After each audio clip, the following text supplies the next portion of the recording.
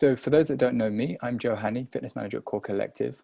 We began putting these academy sessions on at the beginning of the COVID situation. They've become very popular, hence why we've continued them until this day.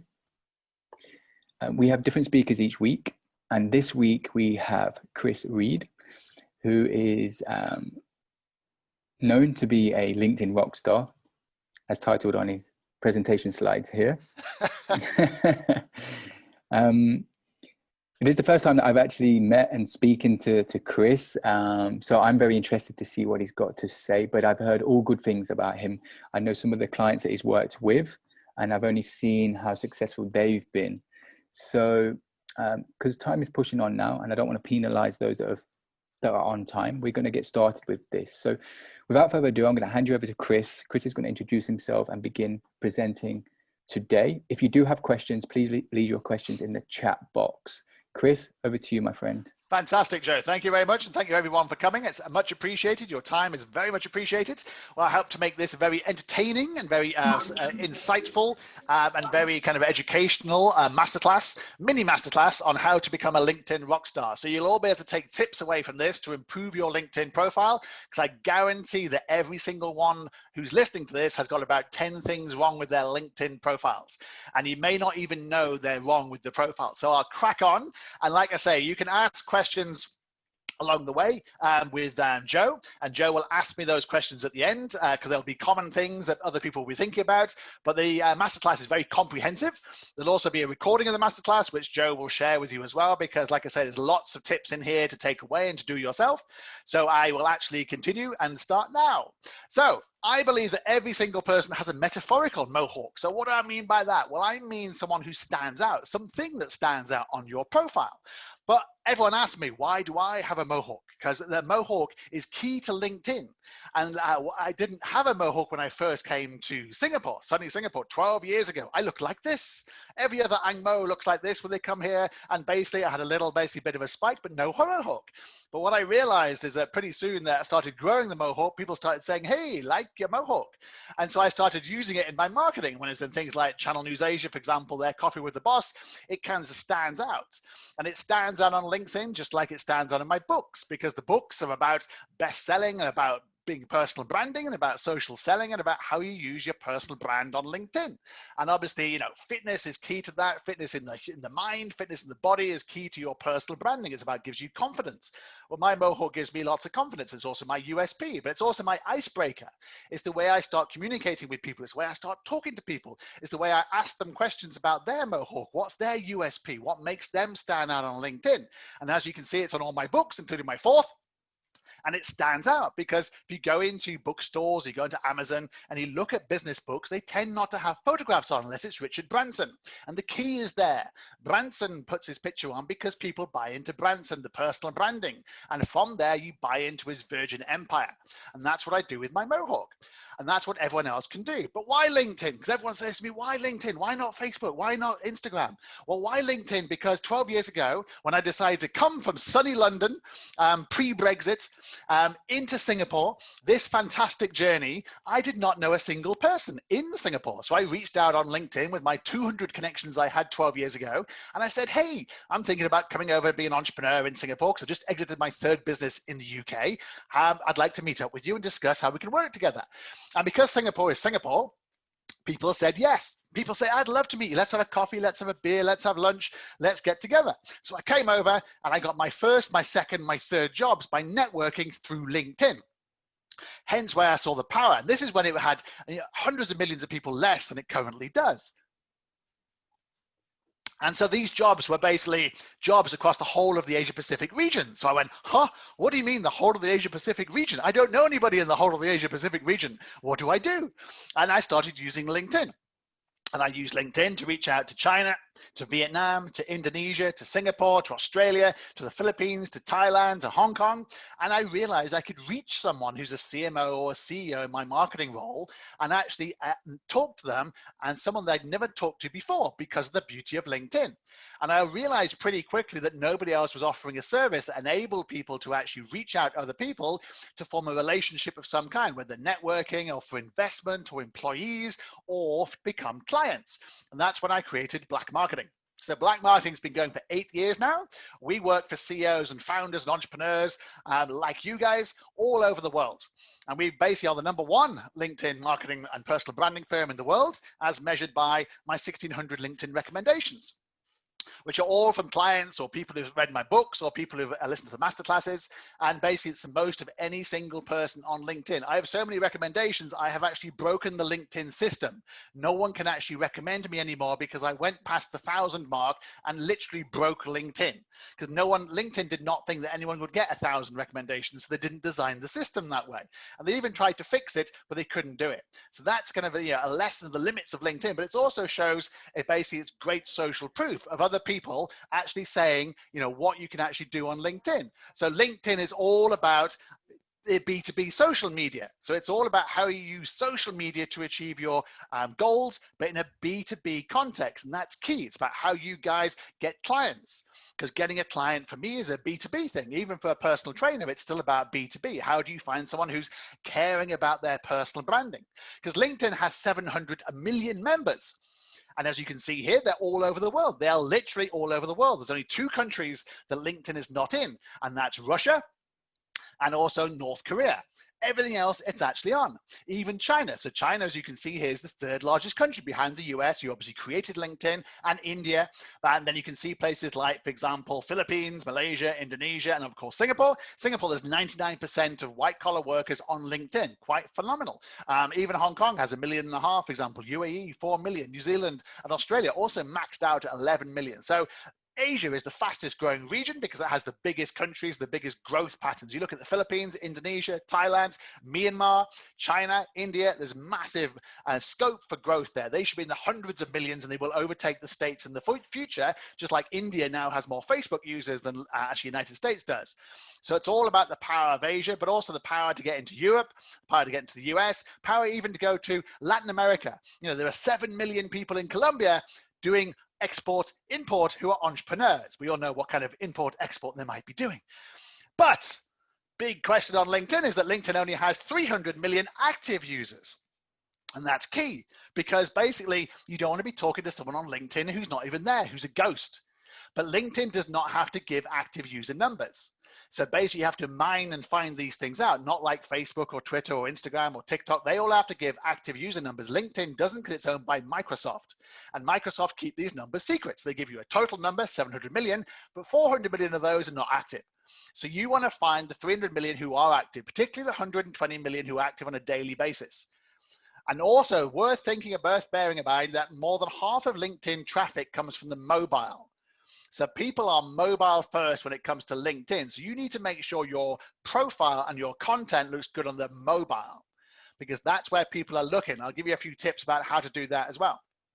But why LinkedIn? Well, it's trusted. And that's key. In this day and age of social media with lots of fakes and lots of bots, it is trusted. You look at the digital rankings here, for example, for social media, you will see what happened just after Donald Trump became president. Facebook used to be trusted, and then Donald Trump started using it, and it's not trusted anymore because it went from second to last. And the same thing with Twitter. Twitter is no longer trusted. Literally, it's flying down here. Even YouTube basically isn't trusted. Well, I don't think YouTube was ever trusted. But the point is that LinkedIn's always been trusted. One of the reasons is it does not allow political advertising. So it has not been bombarded by the fake kind of, the interference by places like Russia, for example, in the elections of Brexit and so forth, and the Philippines and the United States, because it does not allow it. Also, to the point, because it's a business platform, if you post political stuff on LinkedIn, people tend not to engage. And in fact, more people report political posts on LinkedIn than anything else. So basically, don't do politics on LinkedIn. It's not for politics, it's for business. And that's one of the reasons it's trusted. Most information on there is true. It doesn't tend to have a fake problem. It doesn't have to have a fake profile problem. It has a few, of course. You can't ignore it, but it's actually quite hard to create a profile on LinkedIn, where it's very easy on Facebook and Twitter and all the other platforms. That's another reason why Google trusts it. And so you're basically on the best platform to be in terms of your content, your personal branding benefits, because you're on the trusted platform. Your brand, your personal brand, reflects the positivity and the trust on LinkedIn. And that's worth considering. You post something on Facebook, nobody trusts it. You post it on LinkedIn, people trust. But it's also like The Godfather, because it's all about who you know, not what you know, who you know. Because you can know lots and lots of different things, but if you have a network of 100 people, it doesn't do you any good. So you got to have, thousands of people, ideally at least 1,000, to really make LinkedIn work. It's all about who you know. It's all about the network effect. It's also a gamification platform, which means the more you do on LinkedIn, the more LinkedIn promote you. So if you post on LinkedIn, LinkedIn will promote you. If you don't post, LinkedIn will not promote you. So it's all about basically actively engaging on LinkedIn and getting the benefits of LinkedIn, because LinkedIn will actually promote you. Only 1% of people post on LinkedIn. Worth thinking about that. 1%. 1% of people on LinkedIn bother posting on a regular basis, which is absolutely incredible. So as soon as you post on LinkedIn, you're a thought leader, because only 1% of people do it. 99% of people, they may like, they may share, they may just view, but they do nothing. So you should post, because instantly you are setting the agenda. You are leading from the front. But I like this quote from James Blunt, obviously not because I like James Blunt, because nobody would admit liking James Blunt. But he says in an interview, I'm self-deprecating because I'm British. If I was American, I'd tell you how great I was.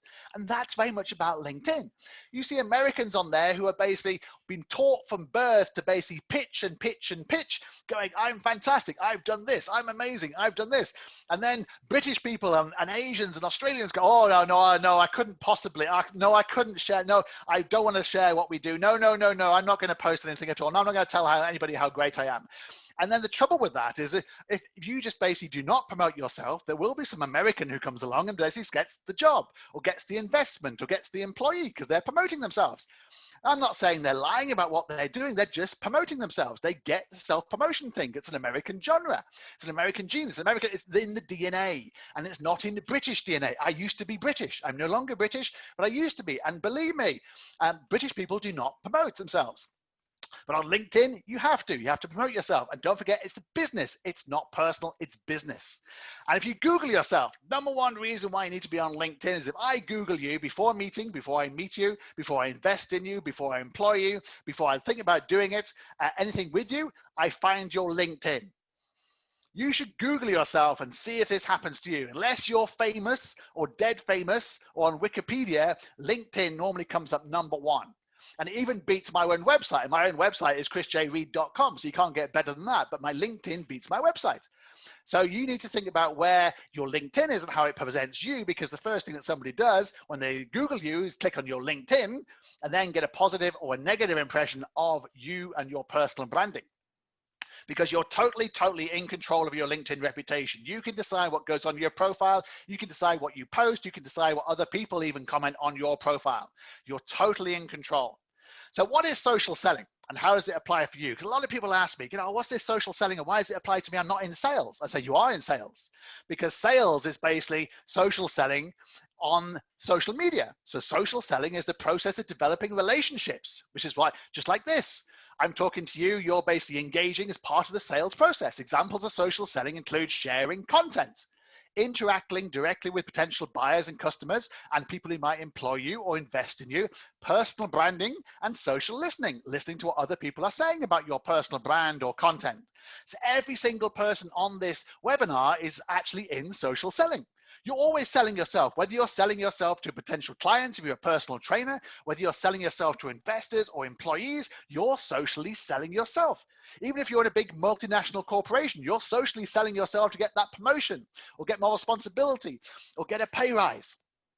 You are socially selling yourself to get a job. So social selling is how you market yourself on platforms like LinkedIn, for example. So my first tip, the most exciting tip of all, the first impression you get, like any first impression, it's the visual impression. It's your personal brand. If I show you the Joker, my favorite character of all time, you get a visual impression of his personal brand. You think, wow, he's got great dress sense and what a funky hairdo he's getting. I love his makeup. But you get a positive or negative impression. It's a personal impression. If I show you Karen here, who's the GPS girl, her USP, her mohawk is the fact that she is the GPS girl. Now, she is on 2.5 billion devices going recalculating. And she's also on Siri as well. So she's the voice of Siri, the voice of GPS. And I remember her from a conference when I remember nobody else from that conference, because basically she is the GPS girl. I remember Sophia when I saw her in Hong Kong because she's a robot. And her USP, her mohawk, is the fact she's a robot. So there's 2 examples of your mohawk and your USP. We'll talk about it a lot more. Now, your personal photograph, your background picture is phenomenally important. If I show you the Ritz-Carlton in Shanghai, for example, you go, bang, wow, I want to have a drink up there. You want to show you Dahlia here, for example, doing euphoric coaching. She's an entrepreneur. She's branding herself there, so you get a positive impression. Ryan here's on TV, so he climbs mountains on Discovery Channel and Amazon and National Geographic. So suitably enough, on his LinkedIn profile, he's at the top of a mountain, and he's basically showing you is it at the top of the mountain. Pippa here has Pippa Nuts. She's using that very effectively to basically market herself and market her peanut butter. Cordelia here, who I admire immensely for her hairdo, has a brand called Pink Tank. So of course she's got a pink tank on her profile. Fantastic. Now it's different on a mobile. Remember what I said before? It's different on a mobile. LinkedIn does not have smart design. So you basically create a profile like this. And the reason I leave a massive gap here is because on the mobile, it looks like this. So you'll see the difference between the 2 there. Massive difference in terms of your picture becomes larger on the mobile, your banner becomes smaller. So don't basically put a picture over the wording because the mobile will wipe it out. So you need a big gap around there to actually make sure you look good on mobile, where 60% of people who look at LinkedIn are actually using. Now, don't do things like this. Now, obviously, we'd all love to be George Clooney, but we're not. So we can't use it in the photograph on LinkedIn. And Juhan here, basically, this is what I call your Facebook picture. He was down some KTV bar, pre-COVID, obviously, and actually basically singing along there with a panda outfit. Someone says, let's do a picture and put it on LinkedIn. Not a great idea. And then which one's Melita? Eeny, meeny, miny, mo. I don't know, but don't put pictures on here basically of more than 1 person. And why would you put this on your LinkedIn profile? I have no idea. If you were a big fan of Marlboro, or maybe your name was Marlboro, maybe, but just putting it on there saying smoking kills, not a great idea. And baby pictures don't work. Pictures of couples definitely don't work. Pictures of weddings definitely don't work. Pictures of people who basically have 6 pictures in 1 picture definitely doesn't work because you want to promote yourself as a leader, but you come across as very indecisive. This is what I call your Tinder picture. Elizabeth said, I'll put my Tinder picture up there. Not a good idea, Elizabeth, because you're in charge of human resources at the Hyatt Hotel. So really doing Tinder on your LinkedIn is not a great idea. And really, Philip should have looked at this picture because basically none of his friends have told him he's headless on his background picture. And if you're going to do a selfie, do a selfie. Don't do a selfie with your phone covering your face and then put it on LinkedIn. And if you're a speaker, don't do this. Because having a room that is empty with the 1 person in it leaving is not a great idea. Do this instead. Graham's got the idea, packed full, inspiring people about how to use LinkedIn. And look at your banner before you put it live, please. Don't do this. It looks like Seamant here, for example, looks like he's the Titanic. Why would you put a picture like this on your LinkedIn profile? Or this. You know, if you read this, you'll realize why I laughed out loud. Content marketing is like your first date. If you out yourself, there won't be a second. Of course, if you out yourself in the first date, you definitely won't be a second. But of course, that's not what he intended to say. But because his picture overlooks the banner, you don't know what he's trying to say. Same thing here. Like means, who, what, like what? What is that? Why would you do that? Don't wait for opportunity. What is that? I have no idea. And get 200 more clicks. I mean, why would you do this? Why wouldn't you look at your banner and realize you cannot see the picture on the left-hand side if you do this? And don't do this. This is the default LinkedIn blue. This is a terrible thing to do because you waste an opportunity to market your brand. And unless you work for a tourism board, don't do this. You know, very nice. Mountains, mountains, mountains. People in Zurich obsessed by mountains. Lovely. But it says nothing about your personal brand. But here they have Marina Bay Sands. Why would you have Marina Bay Sands? Because basically, unless you work for Marina Bay Sands, then you have no reason to put it there. Like 1 million people in Singapore have the same background picture, which is not about personal branding. So don't do that. And some people really should know better. This guy works for LinkedIn. And he also has covered up his banner on the left-hand side. Not a great idea. Definitely don't do this, particularly now. Really not a popular thing to be doing in China at the moment. And your personal brand positioning statement is the second tip. Now, what do I mean by that? Well, Nike has just do it. Apple has think different. I have the only CEO with a mohawk. People remember that because your headline follows you everywhere you go on LinkedIn. When I post something, when I comment on something, when I basically get tagged by somebody else, when I get found in a search, when I get seen on other people's profiles, when I get seen on other people's profiles next to Bill Gates, when I get basically messaging people, when I get recommended by people or I recommend somebody else, it appears, and when basically it appears everywhere. So think about your personal brand statement. What sums you up? What's your elevator pitch? And put it on LinkedIn. Now you might want to challenge people with your headline. I like this. Mike Nackey, the coolest guy in Nashville. Google it to see for yourself. So we did, and he is. Mike is the coolest guy in Nashville because LinkedIn says so. Google says so. Make specific promises. I love this. I help female accountants to win their ideal job in as little as 3 months, even with a $15,000 pay rise. Absolutely fantastic. Brilliant the way I love that, because she's getting across very specifically she helps female accountants get more than pay rise. Brilliant. I like this. I build sales funnels that actually work. And even his picture says ROI all day. And his basic headline says, I build sales funnels. Focus, focus, focus. Brilliant. You know, he's the sales funnels guy. He could be cheeky as well. I like the way Simon does this, flipping impossible dreams on their heads. I love that. And he's basically tipped himself over. And freelance project at insert your company name here. That's funny, but also focused and interesting. He shows a bit of his personality by doing this. Now, if you're hiring, you want to say you're hiring. We are hiring. If you're looking for a new job, tell people you're looking for a new job. Just don't do it too desperately. Still looking. Still looking doesn't say basically somebody wants you. So don't do that.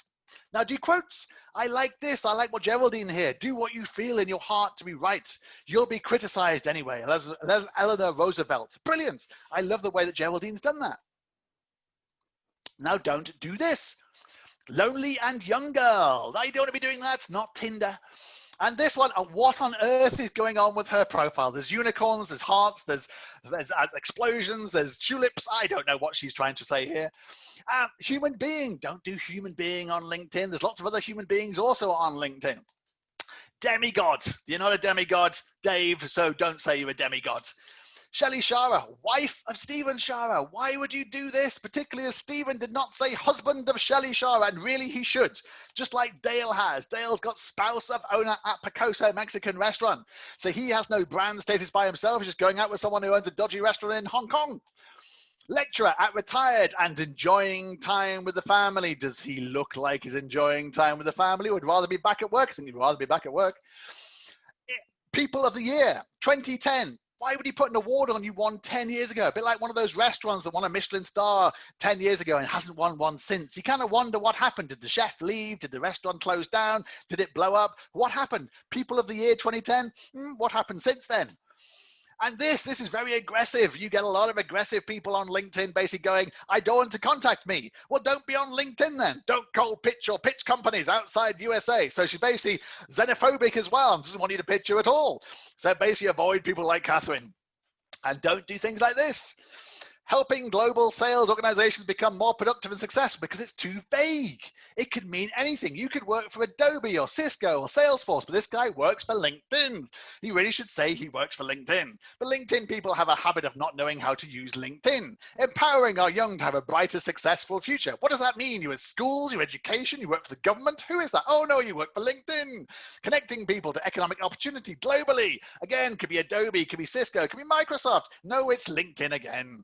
I'm all about defining success for staffing. Lovely. What does that mean? What do you do? Who do you work for? No idea, because when your headline shares, that's all I see. I don't see that you work for LinkedIn. Apparently you work for LinkedIn, but he could work for anywhere. Now you can add an audio and you have 10 seconds. So you now have an audio. If you listen to my audio, I fit about 1,000 words in my audio. I don't just say I'm Chris J. Reed. I actually talk about my services. Other people have got music on there. You can have whatever you want on there. I heard one guy the other day had Metallica on there. Brilliant. Personal branding. But you can have whatever you want on your audio. Now, number 3, complete your profile. Very important. The about section, the experience section.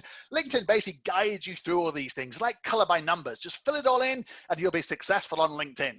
Now, you got to make your about section look very, very sexy. You got to make sure that people on there think you're basically interesting enough to go see more.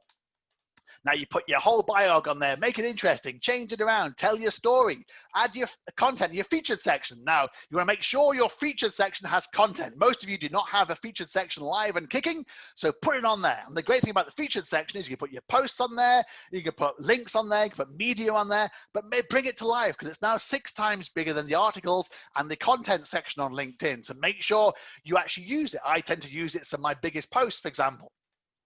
And you can move things around, you can change things, you can remove things. So it's fantastic. You get to feature your best content on there as well.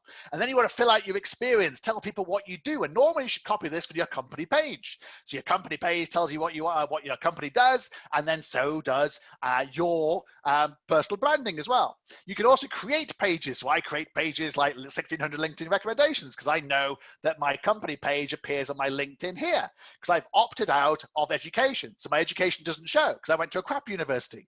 I didn't go to Harvard or Stanford. If I did, I might put it on my LinkedIn profile. But I went to a crappy university instead. So I've taken it off my front page. Now you want to add media in as well. So media is the bottom parts here. That brings it to life. You can put videos on there, links to your website, PDFs, posts, and so forth. But web links don't work unless they're inserted as media. What do I mean by that? Well, this doesn't work. If you click on this, they do not go anywhere. So don't do this instead. You can put a link in here, like I put blackmarketing.com, and it comes up like this. And then people can actually view it. They can click on it and go through to it, and you can actually see it. Don't just put a link in by itself. Don't put down experience with no company page like this. Put no logo. Do this with a logo because it stands out. It also makes sure that your logo, your company page looks legitimate as well. Now you might want to add some full-time or part-time roles and tell everyone about them as well. So for example, I'm an official member of the Forbes Council. I write about Forbes. I write about LinkedIn and personal branding on Forbes across the last couple of months. And I put it on here as a new position. And I let my entire network know about it as well because obviously it's worth celebrating. Because it makes me stand out from my competition, makes me stand out from other people who are doing LinkedIn and personal branding. So I let people know about that. And then I got lots of people who basically congratulated me, as you do, let people create awareness for it. And I did a post about it, which got a kind of 12,000 views. And I even put it on my LinkedIn for my headline. And I created a company, followed the company page, and I put Forbes top. So that it became on my front page, on my profile here. And that's how you can manipulate the company. The last company you say you work for is the one that goes on here. So put it there, and then you can also put it obviously in your headline as well. So you can really manipulate LinkedIn to really market your personal branding. But what else do you do? I lecture, for example, at NUS, so I put that down. I basically contribute to the Business Times, so I put that down. I basically do volunteer experience when I do non-profit LinkedIn Masterclasses, so I put that down, for example. I mentor SMU, so I put that down. Recommendations are obviously very, very key, so get recommendations down there, for example. Add in what jobs you're looking for as well. So this part here, is all about the jobs you actually want to look for. So open to work now is actually only for, unless you want to put the green banner up there, it's only available for recruiters. If you want to put the green banner up there, basically it's available to everybody. But if you run a little social media company or you run a company like me, then you can put providing services down there as well. Now you can also remove people also viewed. I removed this many, many years ago. What do I mean by that? Well, it's this bit on the right-hand side. Now you may want to remove it, particularly for a woman, because unfortunately women on LinkedIn tend to get other women on LinkedIn on their people also viewed who may not be, shall we say, in the right kind of industry. They may be in a different profession, if you get my drift. So you may not want to be associated with them. Also, if you're spending all this time creating awareness for your personal brand and driving people to your LinkedIn profile, why would you want people to go to people also viewed profiles instead? So remove it. You can do this in the settings. So without, looks like this. So people have to concentrate on you, not on other people on the right-hand side. So focus on that, take it off. Number 4 tip, create a content marketing plan. So in a little survey, which social media sites do you use to research service and products? It won't surprise you to know LinkedIn came top in competition with Facebook, Instagram, YouTube, even WhatsApp. So posts by companies, posts by users, conversations and friends, and particularly posts by thought leaders. That makes a difference. People basically listen on LinkedIn to recommendations because again, they trust LinkedIn. They do not trust the other platforms. So you want to follow this maximum strategy, for example, to do this. 411. Now 411 is one hard sell post. So I'll give an example. The example is if I talk about black marketing, because that's my company, that's a hard sell post. One soft sell post. If I talk about LinkedIn, it's my industry, it's my profession, that is a soft sell because I'm not directly linking this to basically my profession and what black marketing does, but I'm talking about my industry. Now, 4 unrelated posts give you permission to then do the hard sell and the soft sell. And that's key as well. So what do I mean by unrelated? Well, observational posts are really good. This one, for example, is one of my favorites. I saw this and I laughed my head off. Who says the Singapore police have no sense of humor? And it says, the first rule of Fight Club is you'll get arrested, which is just brilliant. It's brilliant humor from the Singapore police. So I put on LinkedIn, got like 75,000 views. Other people also thought it was very funny too, and a bit different. You know, any picture you do networking, especially if it's in front of Marina Bay Sands, always gets tens of thousands of views. People like to see people out socializing. I did this post, for example, about my condos trying to ban cyclists. And obviously, Singapore's very keen on cyclists. I'm a keen cyclist. And I put it on here, and I managed to change their entire policy by basically outing them on LinkedIn. And I got offers from lawyers and other people who own condos, and they soon backed down as a result of this. You can make social change on LinkedIn, even in little small ways, by promoting and showing things on LinkedIn.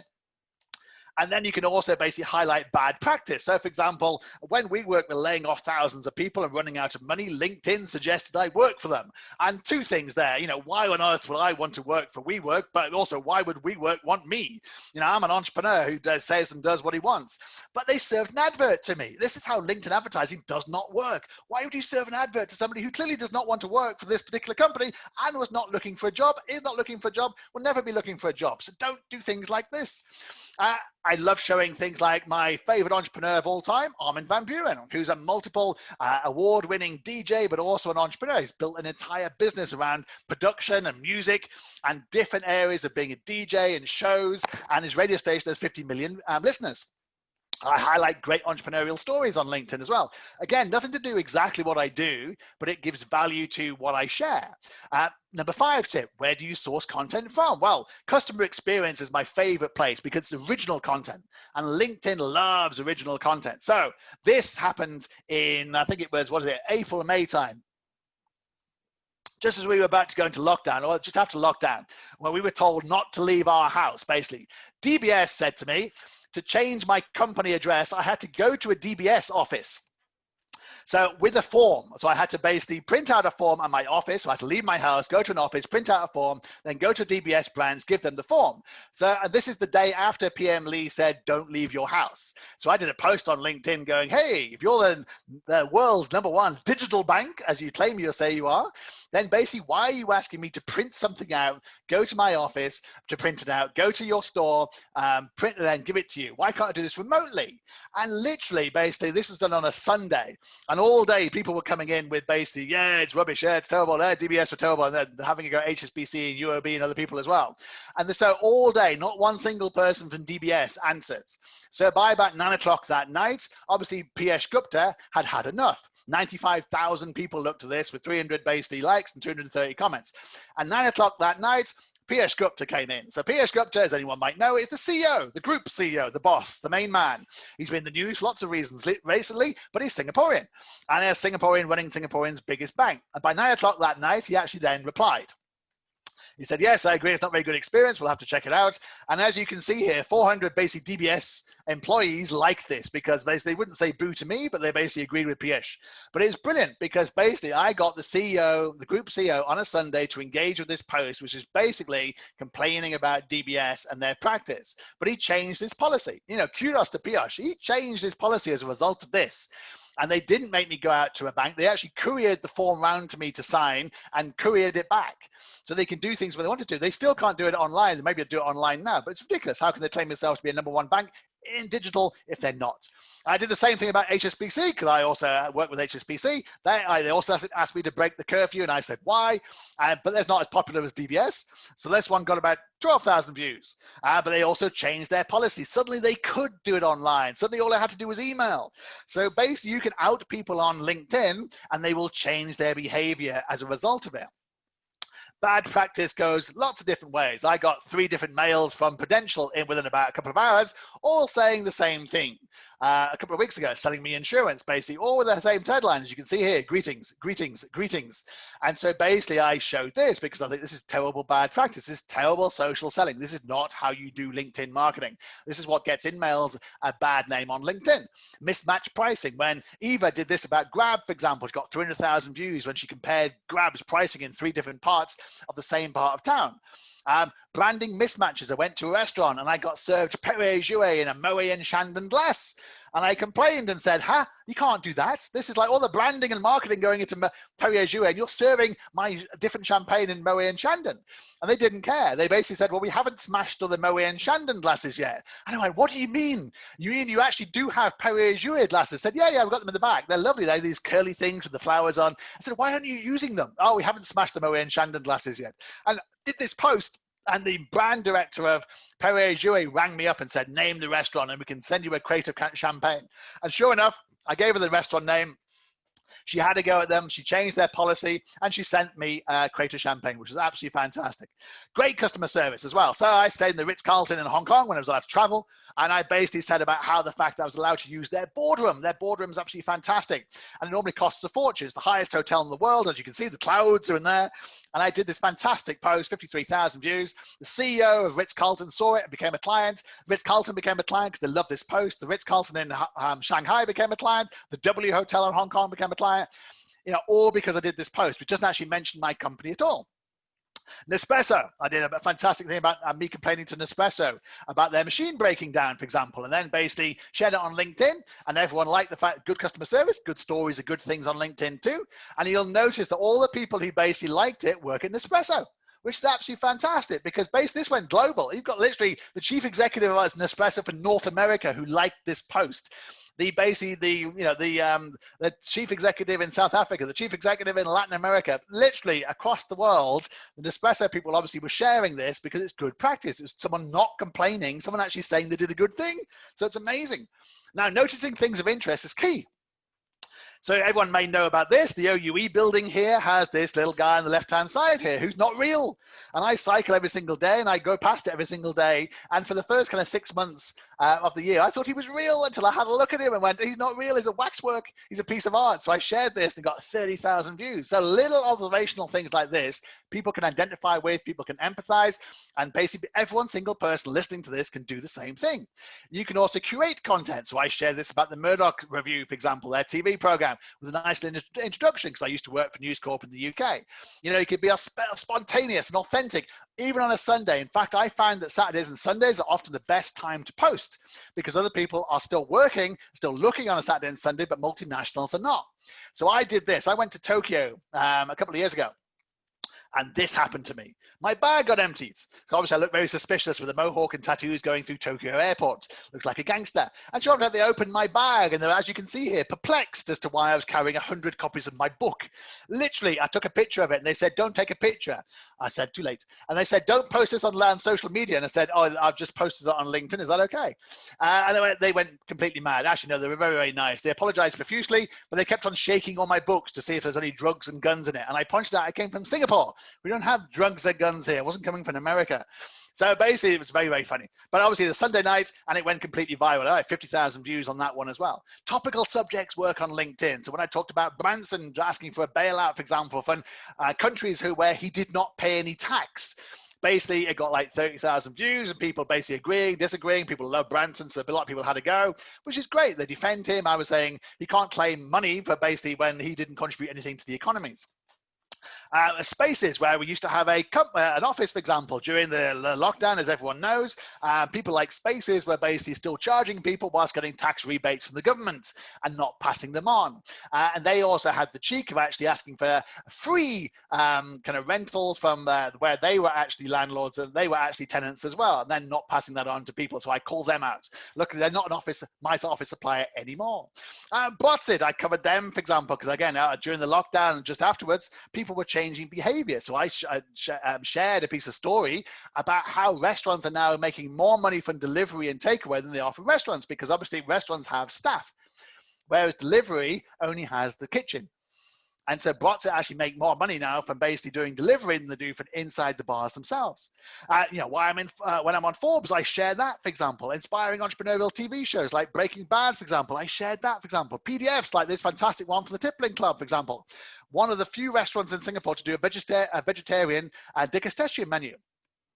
Worth sharing. Little things like this. The human element here is amazing for content. Issues like, talking about, Minister Lawrence Wong talking about how experience is over qualifications in Singapore. Topical in terms of the world's favorite airline in trouble. 50,000 views on these two posts here, for example. And I personalize it because my wife is a Singapore Airlines stewardess, so I'm able to basically create some empathy with other people who are in similar situations, and everyone knows someone who works at Singapore Airlines, for example. So it gets lots of traction as a result of it. Hot local topics always works. So when I talked about, for example, the idea last week of Singapore Airlines going nowhere, I thought, it's like, why are you going nowhere? See, that's a terrible idea, really, really bad idea. And many people agreed with me. Other people, for example, talked about hospitality industry and about why Singaporeans don't want to do in the hospitality industry. And that creates an engagement level. People are having, like both sides, they're saying different things here, but it creates a debate. And that's what LinkedIn's all about. My point here is that every single person listening to do this can do the same thing. You can also create this content. It's not Shakespeare, it's not rocket science. You can do it as well. Figures who inspired me, I share that, like Chester Bennington, for example, when on the anniversary of his suicide. Your interviews, for example, I do things like this when I get interviewed by people and share it. Networking with celebrities, for example, like John Dykes. Celebrities networking with non-celebrities, like lots of my friends, for example, who are celebrities in their own right, but obviously not celebrities like John Dykes. Redemptive stories, for example. So you can show a history of good stories, again, humanizing it, make sure it's real. I was basically fired from my job when I first came to Singapore, for example, for writing a post about taxi drivers. You Google it, it still comes up. I still get people commenting on it 10 years later. And I was on the front page of the newspapers, radio, TV, the whole thing. Every single person knew my face. Luckily, I didn't have a mohawk then, as you can see. But I basically redeemed myself. I was on the front page of this Business Times with my new mohawk, actually showing how you can use LinkedIn to build a business. And I went from villain to he got what when I became a Singaporean citizen.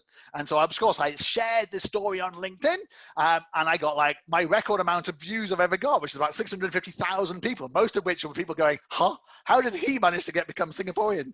And it's like a lot of hard work and paying lots of taxes is the answer to that. So every anniversary of my citizenship, I obviously share that. And obviously National Day, I obviously share, the elements of PM Lee's speech as well, because you should. You're Singaporean or you're living in Singapore, share our national identity here. But social sharing is also about giving away. It's got content. And this is what content is all about. Content is the key to social selling. Content is the key to personal branding. And that's why I'm focusing on this area here. So I show bad practice, for example, of people using blue backgrounds or pictures of where they live and work, for example, which is not about their personal branding. Share wisdom in a series of quotes. You can do this too. It's who you know, not what you know. One of my favorite quotes from my granddad when he was 9 years old, or it's the quality and quantity of LinkedIn connections that matters, not just quality alone. Other people's quotes. Lots of other people like to use Steve Jobs. He's very popular. There's also, it's not the size of your following that matters, it's the story. So you look at Natasha, for example, 242 connections. She said this wonderful story about graduating when she became, and she talks about how she became pregnant at 18 and it was really tough to raise a child whilst also graduating. And she's a quantity surveyor in New Zealand. So if she can do this kind of thing, so can you.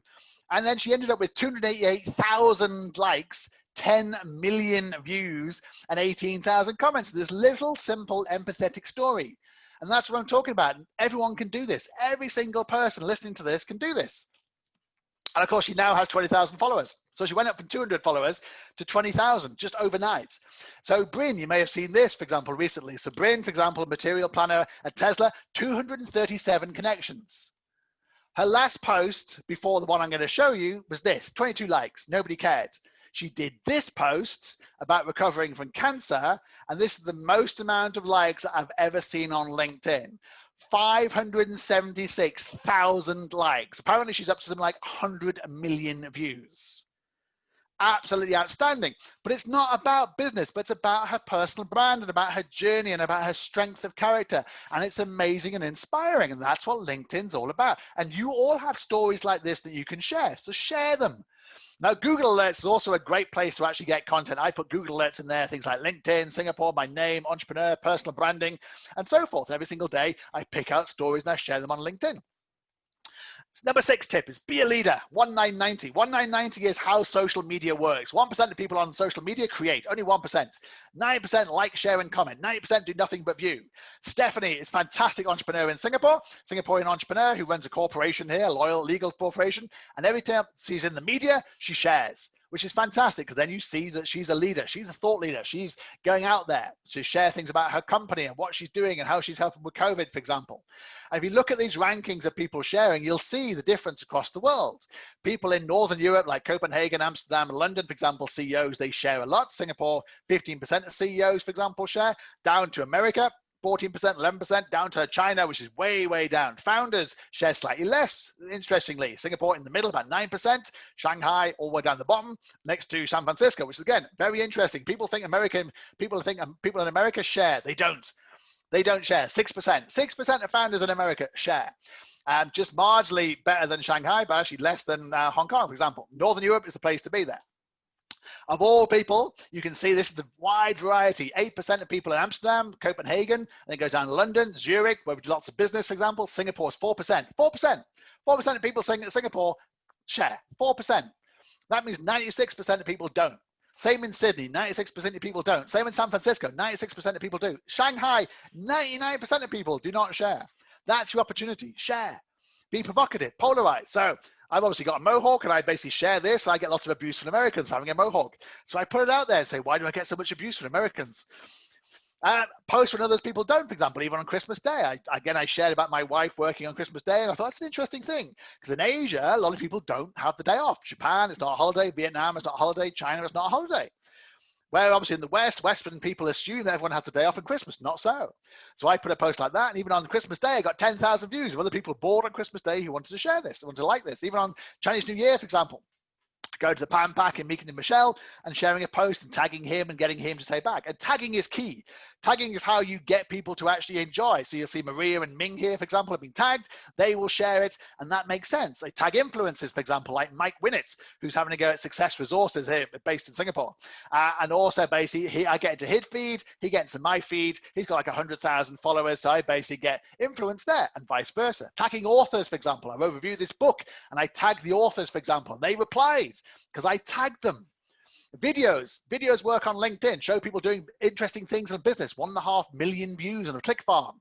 Thought leaders, Bill Gates, 6 million views of this. Employee benefits, for example, 300,000 400,000 views of Adobe's office in London. Finding your why, it's got 3.5 million views, for example. Prove you're fit enough for the job. You might have seen this recently with Paul Marks doing sit-ups, doing stand-ups, doing press-ups even, on his deck. 1.5 million views, and he got 100 job offers as a result of it. This was last week. So Paul was in the news, all the papers, all the media. Covered it. Phenomenal. He went from nothing to basically no job at 60 years old to getting 100 different jobs because he did this. This is how powerful LinkedIn, it made him stand out. Now, you want to use one photograph with 2 or more people in it. That's the key. So this kind of photograph works. 10,000 views. After hashtag topics as well. Put hashtags in your posts on LinkedIn.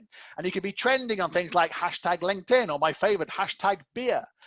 You can also don't reshare. Golden rule, do not reshare content. What do I mean by that? Well, when you see things like this. So I posted and then Marlon reposted. That's resharing. And even the company page, for example, if you reshare something from the company page, LinkedIn put it down the bottom of what's going to be seen. It's basically not seen. So don't do it because it's already been shared once. LinkedIn say it's been shared. Don't do it again. LinkedIn likes authentic content, picture of you with original story, personal story with graphic, personal video with story, created video with story, created content with introduction, company content, shared. But don't reshare content from either the company page or somebody else's. Create your own content, share your own thoughts. Now, let's have a look at a few of your profiles that you basically sent in by Joe, Michelle. It's got a fantastic background picture there, really nice branding, but no featured section, no content. She doesn't share at all. Now, Joe here, who's been on the call before, of course, big thing missing there. Joe is your background picture. You need a background picture. And then he has content, which is fantastic, but no featured section and no media next to the core collective. 3 recommendations. Liz Creta, which is fantastic. I love her background picture, very vibrant. I love her personal picture, also very vibrant. But unfortunately, the company page doesn't exist. So you got to create a company page and you got to share content. You've got to share content regularly and not like this. Sharing 2 little pictures like this basically makes it, a car crash for basic content. And she's got no recommendations. Look at 6, for example. Again, no background picture, no experience. The experience is there, but the experience doesn't say what he does. There's no company stuff. The company doesn't exist. No recommendations. Samuel here has got Surge, the background rather than core, because that's his branding, which is absolutely fine. Talks about people there, which is brilliant. I love the way he basically writes the introduction there. It's fantastic. No featured section though, unfortunately. And the content is very, very similar. As you can see this, we would advise people not to do this. As you can see, there's no difference. This is not 411. This is just 111. This is just hard sell, hard sell, hard sell. And that's why you got no engagement. So no likes, no comments, no likes, no comments, 3 likes, 4 likes, no comments, because the content is all the same. You got to vary your content. You can't just do search content, search content, search content. You got to vary it. What's your thoughts on this? What's your thoughts on that? Vary it. Do different pictures, different focus. Don't just do this. Don't make your content all the same, because you get 0 engagement, 0 views. But he has no recommendations, so he's better off looking at recommendations rather than that. And the same thing here with Rishi, got the Surge branding at the top, which is fantastic. And then, unfortunately, he's got basically the content here, no feature, and only one recommendation. Lex here, for example, no background picture, and again, no featured section, and again, the company page doesn't exist. But I like his content. So this is what I mean about varying the content. He put a little thing in there about how the gym is like life, and he got like 10 little likes, but he's got more likes in this one piece of content than the Surge guy got in all his posts put together. So vary it, making it personal as well. And he got 11 recommendations, which is fantastic. But the winner of the most complete profile that was sent by Joe is Lavinia, sorry, because you see here, this is perfect, because she's allowed the distance for the mobile over here, the white space, which is brilliant. She's got all her keywords in there: serial entrepreneur, chief happiness officer, trailblazing. She's got her branding over there, which is fantastic. She's got a brilliant featured section, really, really good, happening, engaging, and she's got posts. She's got a lot of content, gets a lot of content every single day. She tends to do something brilliant. And then she puts in here, she's got a company page, put the media in the company page down the bottom, which is brilliant. And then she's also got recommendations. So she has the best profile, what I was sent. So number 7, be authentic. Don't fake it. Key to this is basically do not fake your content. Do not fake your engagement. Now, what I mean by that is this person here will remain anonymous, got nearly 1,000 likes and 300 comments. But did he? Because his post before this post got 1 like. His post after this post got 2 likes. So that post basically was fake. Now, how do I know it's fake? Well, I analyzed the contents. So if you look at the comments here, great post, great post, great post. Basically, it's fake. There's no engagement. Everyone's repeating it. Great post? No, it's fake. Then he put fantastic, fantastic, fantastic. And it's literally, this is bots, this is factories, this is basically not real people, or it's basically an agency taking it over and operating 1,000 profiles to do this. Not fantastic at all, it's fake. Again, fantastic, interesting, interesting, interesting. Not interesting at all, it's fake. I agree, well said, I agree, well said. It's not well said at all. It's like, and it's so fake, it's obvious, there's no engagement at all. Inspiring, inspiring, inspiring. Nope, it's faked. So don't do things like this, because basically it doesn't work. Out of context, questions are all faked. So there's no follow-ups, no natural conversations, any of the 300 comments, all fake. So don't do this, be authentic. Someone did this the other day as well, put it on my LinkedIn, highlighting it. You know, this guy basically got comments like, have a good day, have a good day. Why would you say have a good day? You're writing about things and people are saying, have a good day. Again, no response, all posted at the same time, all posted in different country. This guy lives in Japan, all the comments came from the UK, and 50% of the comments came from his social media agency. And it's like, I looked at all the profiles and they all live in a social media, they all come from one social media agency and they're all fake. So don't do this, don't fake it. So number 8 tip, market your company through you, people by people. LinkedIn has 11 million followers on their LinkedIn page, which is pathetic. Jeff Weiner, who used to be the CEO, also has about 11 million followers because people buy people on LinkedIn. Microsoft has about 10 million and they own LinkedIn. Bill Gates, co-founder of LinkedIn, of Microsoft, 25 million, for example. And you look at the engagement levels, literally 10 million followers, but 4 likes, no comments, no likes, no comments, 5 likes, no comments, 4 likes, no comments. They are LinkedIn's page's last few posts without Satya Nadella. As soon as they put Satya Nadella in, they go up. But their post on their page, which has 10 million followers, gets no engagement because people don't engage with companies.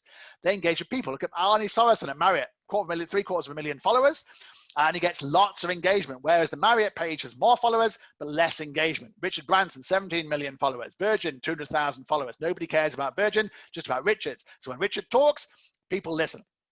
Same with Michael Dell has less followers than the Dell page, but he gets more engagement, far, far, far more engagement. And a great example here is James Watts, basically captain of Brewdog, which you may know, 46,000 followers, lots of engagement. Brewdog actually has twice as many followers, nearly 100,000, but gets 10 times less followers. And this is the best example. You look at these two posts posted exactly the same time, one on Brewdog's page with 90,000 followers, one on James Watt's page with 45,000 followers. Check out the engagement level. The engagement level on James's page are 5 times bigger than the engagement level on Brewdog's page. It's got 21,000 likes. It's got over 1,000 comments, whereas the other page has got less. So post on your personal page, not your company page. Focus on you, not your company, because people buy people. It's not what you know, it's who you know. So the last couple of tips here, LinkedIn Sales Navigator is absolutely key. You can find anyone, anywhere you want. So for example, I can find 12,000 people I'm connected to who are linked to 200,000 people who are second connections and 1 million who are third, which means I can contact every single person in Singapore by using Sales Navigator, for example. And I can reach across the whole world. I can find out all the data of all the people by using Sales Navigator to find exactly who I want to contact to become potential clients. Final tip, people buy people. Elon Musk is a great example of that. You know, how has he built Tesla and SpaceX for his personal branding?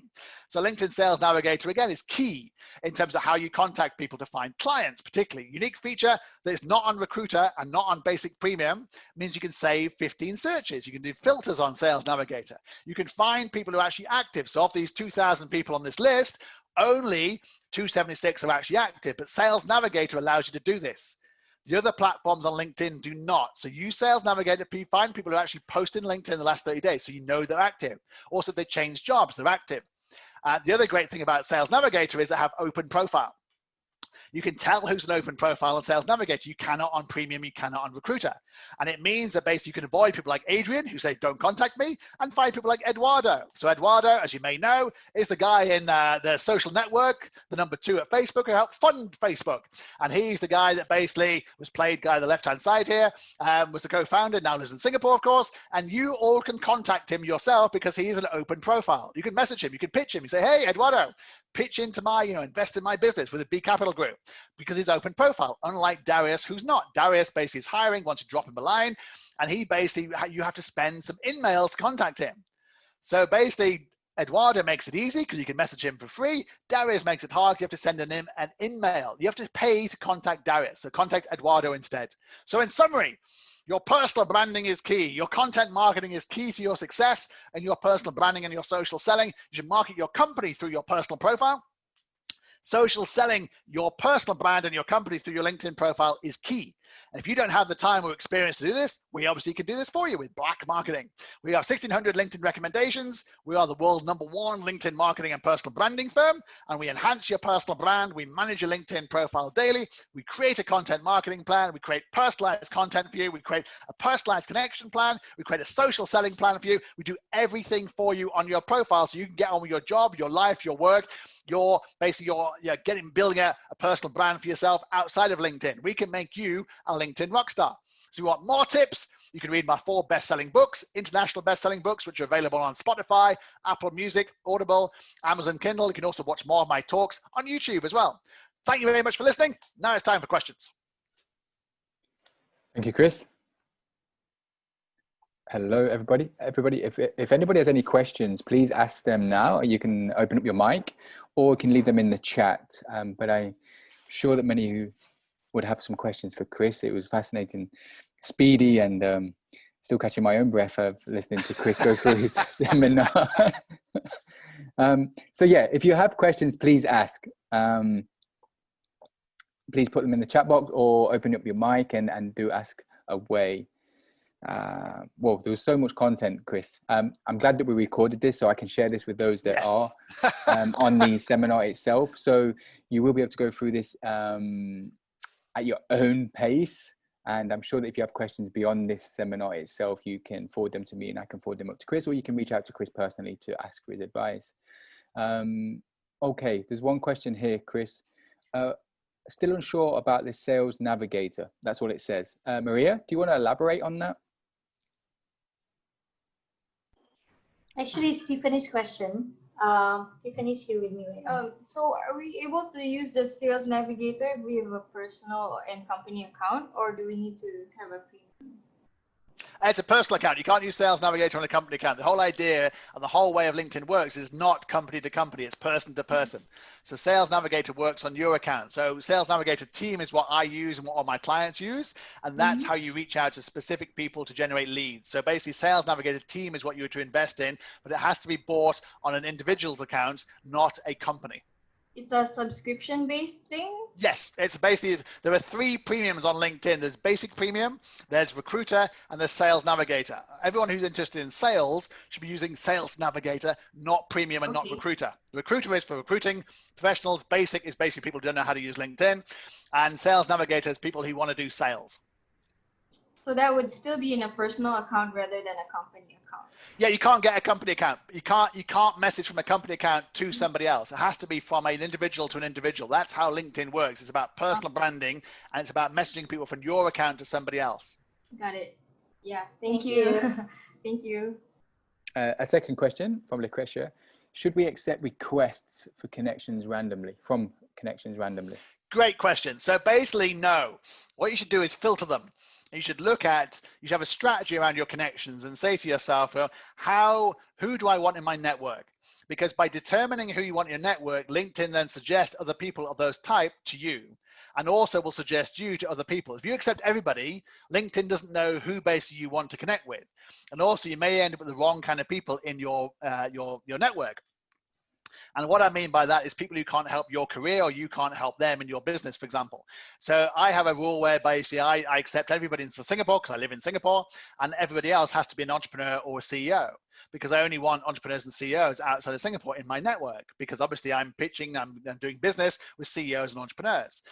So basically, you also only have a limit of 30,000 connections on LinkedIn, and I have to remove and add people all the time, depending on my priorities. So I focus on a different country, I'll remove people, for example, and I'll add in more people from a different country or different area, for example, depending on what is going on. So 30,000 might sound like a lot, but actually if you're quite active on LinkedIn, you can build it up quite quickly. But you have to curate it. And we often get people to follow people. Lots of our clients have, switch the follow button onto LinkedIn, which you can do, and get people to follow you, because a following has no limit, and then connections has a limit of 30,000. And followers see your content, whereas connections are the most powerful because you get access to their connections, they get access to your connections. Hence why you have to use connections in a more strategic way to say, well, how can I leverage their network? Hence my my phrase about who you know, not what you know, because LinkedIn works on based on first, second, and third connections. So you want to connect with people who have a lot of connections, because that makes your network bigger. Nice. I hope that answers your question, Lucretia. A question for myself, Chris. If we wanted to build our network, and aside from all the content strategies and the 10 different things that you've just shared, if we was to personally message people, reach out to them, and I know there's something to do with first connections, second connections, do you have a best tip strategy for this? Because I think we've all experienced somebody reaching out to us and it's a blatant sales pitch and it's not very genuine, and et cetera, et cetera. Do you have a strategy around reaching out to people and connecting with them via message? Yes, I mean, basically we have a couple of different strategies we use. Well, we use, several different strategies. One of the best ones is actually by sharing content and getting people to come to your profile and view your profile. So often I spend a lot of time going through who viewed my profile, then contacting people who viewed my profile, contacting people who engaged with my content, and then connecting that way. Say, thanks so much for commenting, thanks for viewing my profile, thanks for engaging, thanks for replying to a message, those kind of areas. The other way of doing it is to use Sales Navigator to find people actually active and interested who you share mutual connections with, because then people have got a reference point. If you have like 100 mutual connections, people are much more likely to say yes, you can do a connection request and start building a community around that. So you have to aim at people who basically are active on LinkedIn, share the same kind of content as you, are interested in the same kind of things as you, maybe have the same challenges, maybe they're a CEO in a different country, for example, or run a core collective in a different country. And they basically want to share and engage with other people in a similar situation. But finding the ones who are active through things like content and Sales Navigator is key. Okay, thank you. That's the only question I have. Do we have any more questions before we wrap up? This is quite a silent group today.